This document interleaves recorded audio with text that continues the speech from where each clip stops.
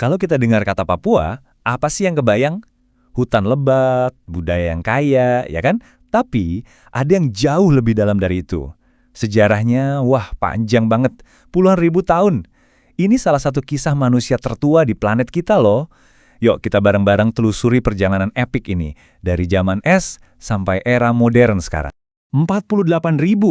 Coba bayangin deh, 48.000 tahun.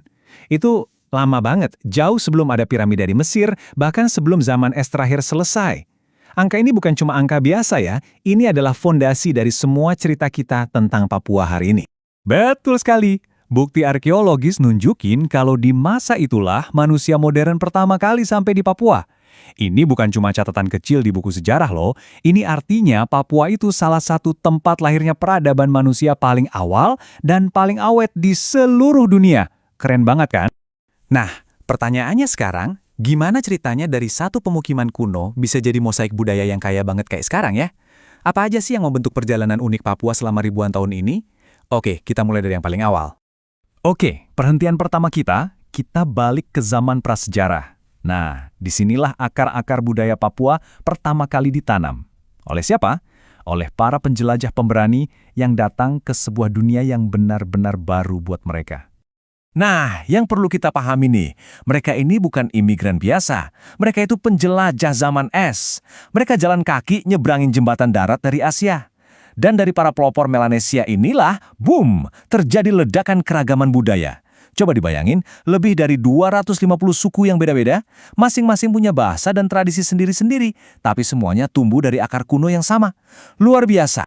Jauh sebelum orang Eropa mulai bikin peta dunia, Papua itu udah jadi pemain penting loh di jalur perdagangan laut. Nah sekarang kita bakal lihat gimana pulau ini terhubung dengan kerajaan-kerajaan besar di Nusantara. Lihat deh timeline ini. Ini bukti kalau hubungannya tuh udah dalam dan kuno banget.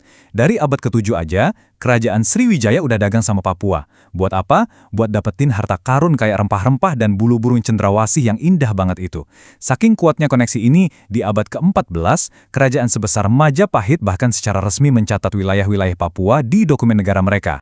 Dan ini bukan kira-kira ya, ini bukti konkret. Ada naskah namanya Nagara Kretagama dari abad ke-14, dan di situ jelas-jelas disebutin wilayah di Papua. Ini bukti hitam di atas putih yang nggak bisa dibantah kalau Papua itu punya hubungan erat sama Nusantara jauh sebelum bangsa lain datang. Nah, disinilah ceritanya mulai berubah. Babak baru dalam kisah Papua dimulai dengan datangnya kapal-kapal dari Eropa.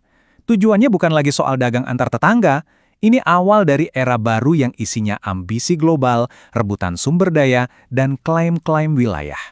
Perbedaannya, wah, jelas banget. Hubungan sama kerajaan-kerajaan Nusantara itu kan basisnya dagang, saling tukar barang. Tapi kekuatan Eropa datang dengan agenda yang beda total. Bukan buat tukeran, tapi buat menaklukkan. Bukan buat jadi mitra, tapi buat eksploitasi dan kontrol kolonial. Awal abad ke-16, penjelajah dari Portugis dan Spanyol ngasih nama baru buat pulau ini, Nova Guinea, artinya Guinea Baru. Kenapa? Soalnya menurut mereka, penduduknya mirip sama orang-orang di Guinea, Afrika. Nah, penamaan inilah yang jadi penanda dimulainya pengaruh Eropa, yang nantinya makin kuat di bawah kekuasaan kolonial Belanda. Masuk ke abad ke-20, angin perubahan bertiup kenceng banget.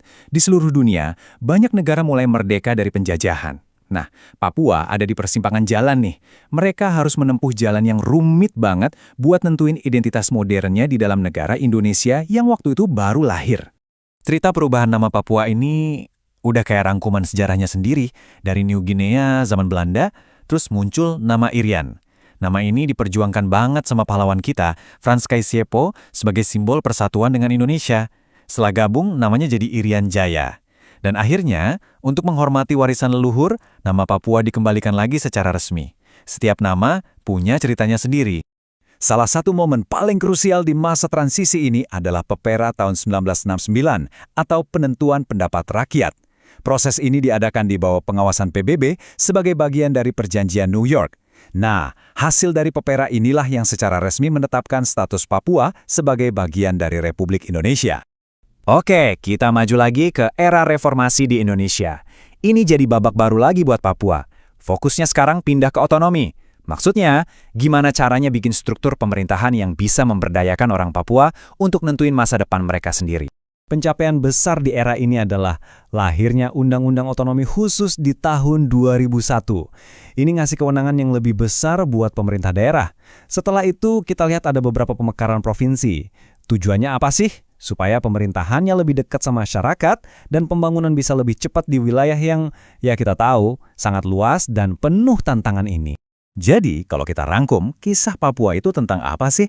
Ini cerita tentang peradaban super kuno yang mampu bertahan. Ini cerita tentang koneksi mendalam dengan Nusantara yang sempat terganggu sama kolonialisme. Ini cerita tentang perjuangan dan integrasi. Dan hari ini adalah cerita tentang harapan dan tantangan untuk menatap masa depan lewat otonomi khusus. Nah, sampailah kita di masa sekarang. Setelah kita tahu sejarahnya yang luar biasa dalam ini, dari penjelajah zaman es sampai politik modern yang kompleks, kita jadi punya bekal buat ngelihat ke depan.